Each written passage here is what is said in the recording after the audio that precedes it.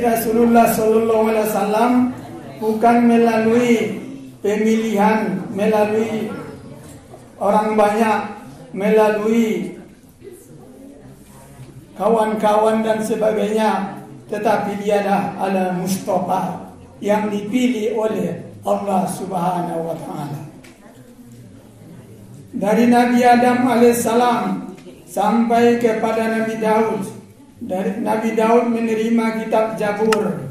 Kemudian dari Nabi Daud maka lahirlah Nabi Musa alaihissalam menerima Taurat. Kemudian sampailah kepada Isa al-Masih, dia menerima kitab Injil.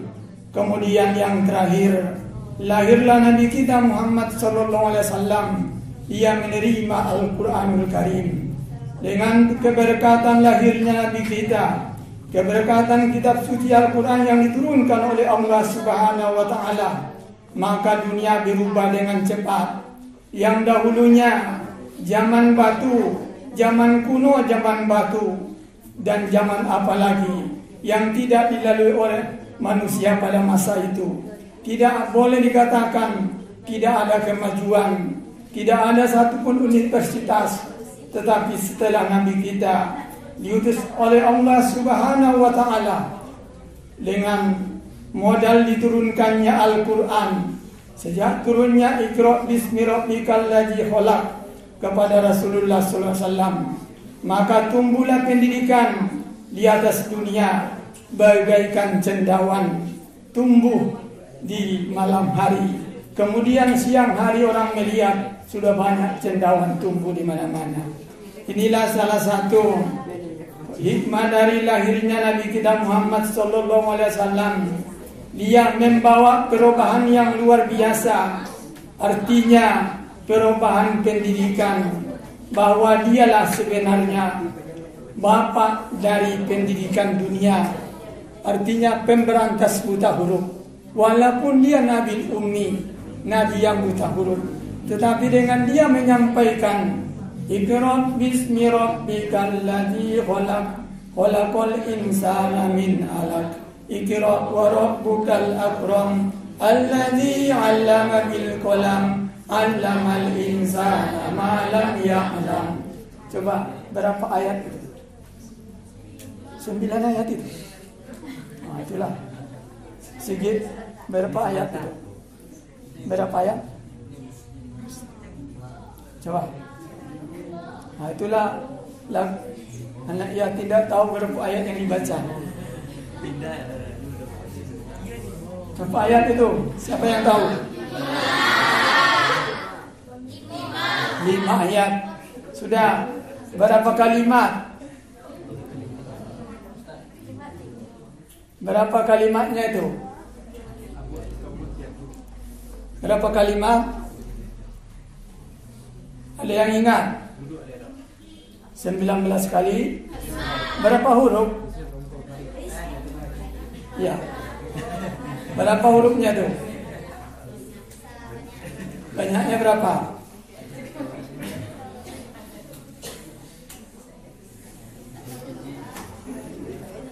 Sampai kali 19. Boleh dihitung ya. Itulah apa tidak. Saya pun sekarang sedang menghitung itu. Tapi banyak juga saya lihat yang meleset Ibnu Katsir. Tapi Ibnu Katsir yang saya pakai terjemahan. Saya lihat dia menjumlahkan ayat-ayat yang paling banyak meleset baru saya sampai pada kalimat. Belum saya cek tentang jumlah huruf yang dia buat. Tapi dalam kalimat pun dia sudah banyak meleset ya. Jadi dia pun mungkin ngambil dari gurunya, tapi tidak pernah dihitung langsung. Tidak pernah dihitung langsung. Demikian juga yang lain-lainnya kita lihat, kadang dibilang gurunya, kadang dibilangnya dia yang membuat, tapi dia siapa yang tua dari dia, ditelusuri, rupanya meleset. Yang paling banyak itu tentang kalimat, apalagi huruf, apalagi nanti penafsiran. Kalau Al-Quran satu ayat pun sampai dunia kiamat tidak bisa ditafsirkan. Kalau sebenar-benarnya, karena dia adalah kekal abadi dunia dan akhirat. Jadi Nabi kita lahir ke dunia, wajib kita bersyukur dengan dia lahir ke dunia. Dunia bisa berubah dari yang tidak ada pendidikan menjadi banyak pendidikan. Itulah ya. Ayat pendidikan itulah dulu. Ayat 1 sampai 5 surat Al-Alaq. Apa arti Al-Alaq itu? Sampai. Al-Alaq. Itulah. Kalau ceramah saya tidak dapat. Coba kelas 7. Kelas 9. Alam-alam.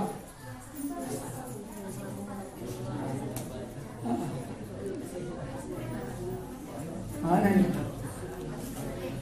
Atau surat Al-Alaq itu di juz berapa dia tuh? Juz 30 ya. Sebelum dia surat apa namanya? Coba. Surat At-Tin. Sesudah dia surat apa namanya? Ya, terus surat Al-Qadar ya. Di Al-Qadar itu ada kata-kata Al-Qur'an. Jadi yang dibaca itu ialah Al-Qur'an ya. Tapi sebelumnya ada surat At-Tin.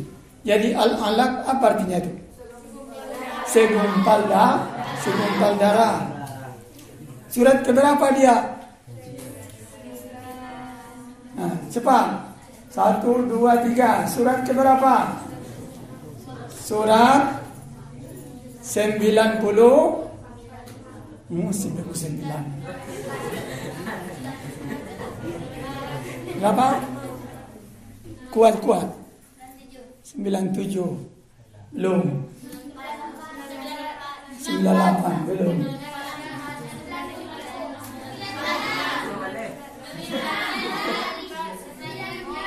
Belum ada yang betul.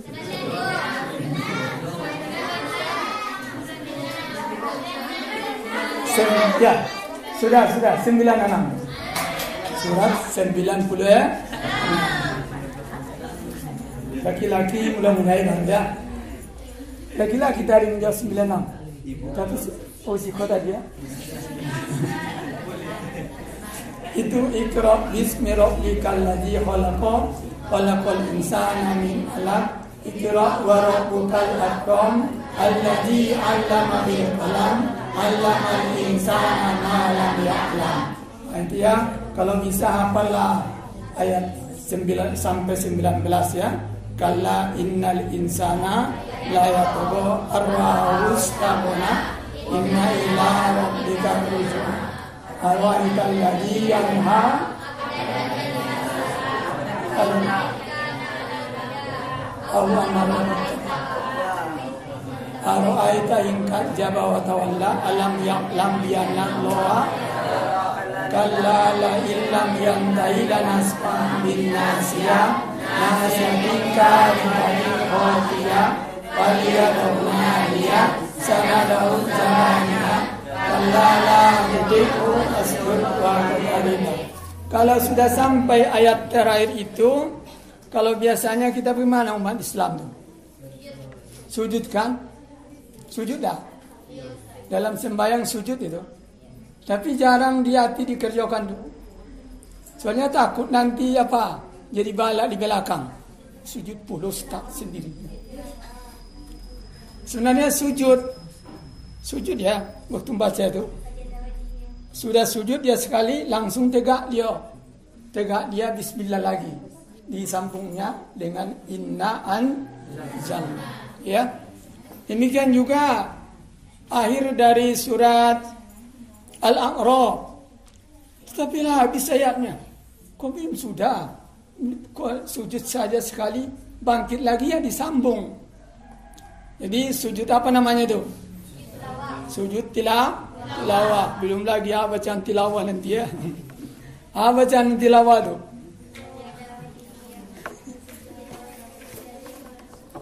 Yang mana yang dapat layak sujud. Kita lanjutkan. Kalau sudah ada pendidikan, sudah diperjuangkan Rasulullah Sallallahu Alaihi Wasallam, terwujudnya pendidikan di dunia sampai-sampai tempat kita ini sudah sama-sama kita rasakan. Jadi di dalam pendidikan itu maka diisilah oleh anak-anak kami, Tunas Muda Harapan Bangsa. Makanya kita perlu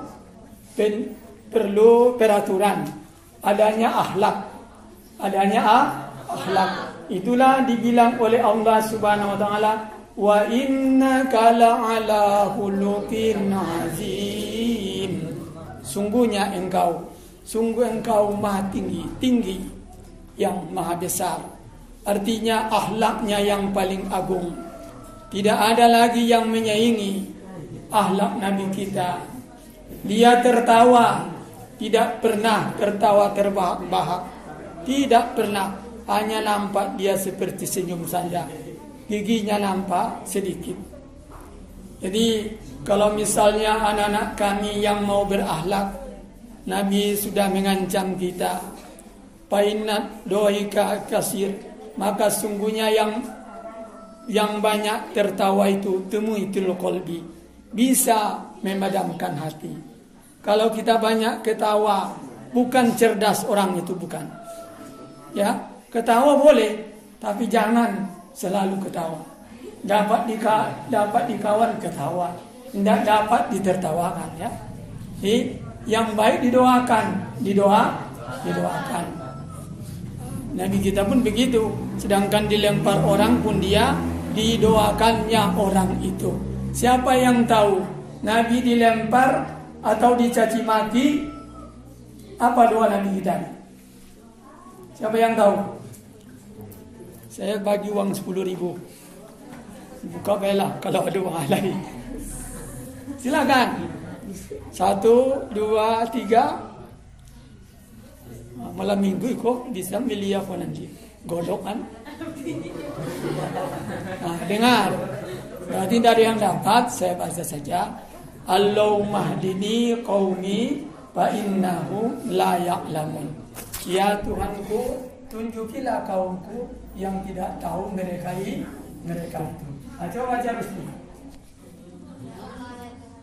Allahumma hdini qaumi fa innahum la ya'lamun. Allahumma hdini qaumi fa innahum la ya'lamun. Ya, banyak orangnya dulu. Kalau sendiri orangnya fa innahu la ya'lamun. Tapi lebih bagus dijamak saja. Fa innahum la ya'lamun. Sungguhnya mereka tidak mengetahui. Bukan dibalas, artinya dilempar dengan batu, dibalas pula dengan batu, tidak. Tetapi Nabi kita inilah, dia mempunyai akhlak yang paling bagus itu, akhlaknya yang tinggi.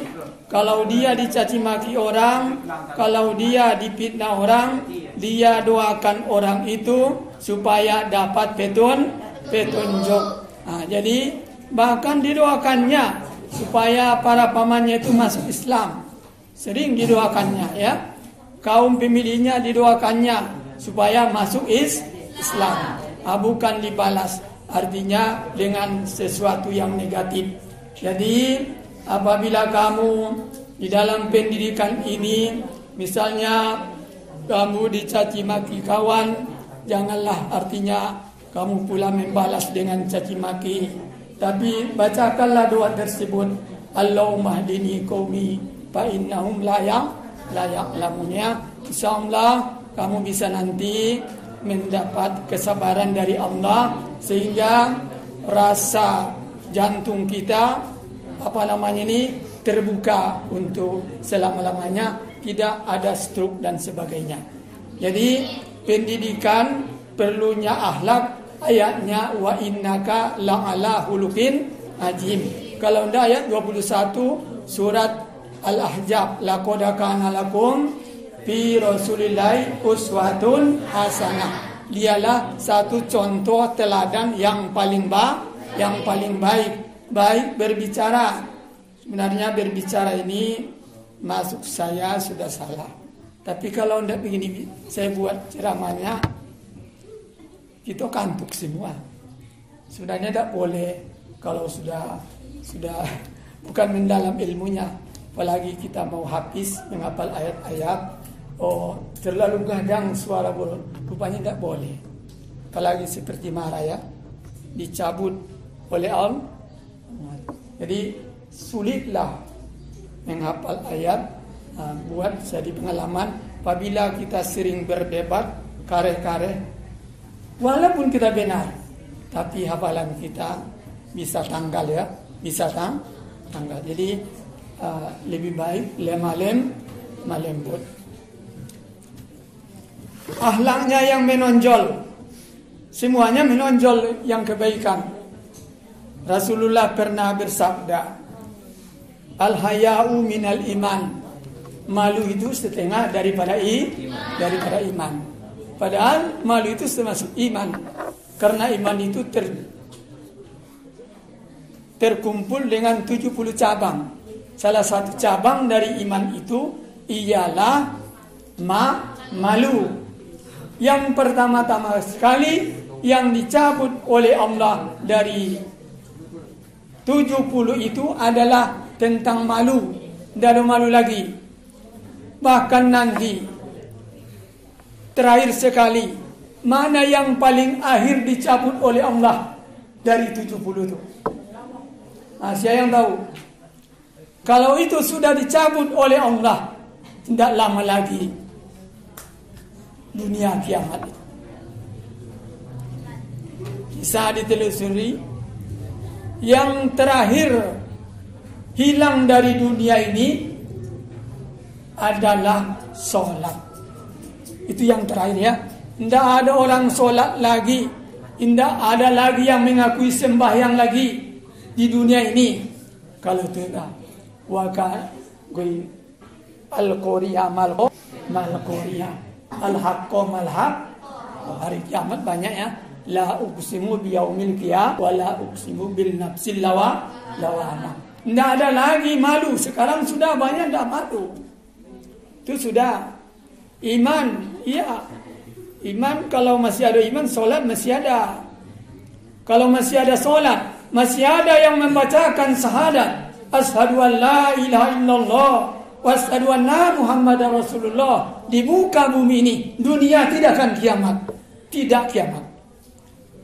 Kalau masih ada, itulah besarnya manfaat daripada rukun Islam. Masih ada orang sholat, apakah dunia akan kiamat seperti yang dibilang? Gunung-gunung semuanya sudah rata. Segala lautan sudah dikeringkan. Wallahu a'lam. Bintang-bintang berjatuhan.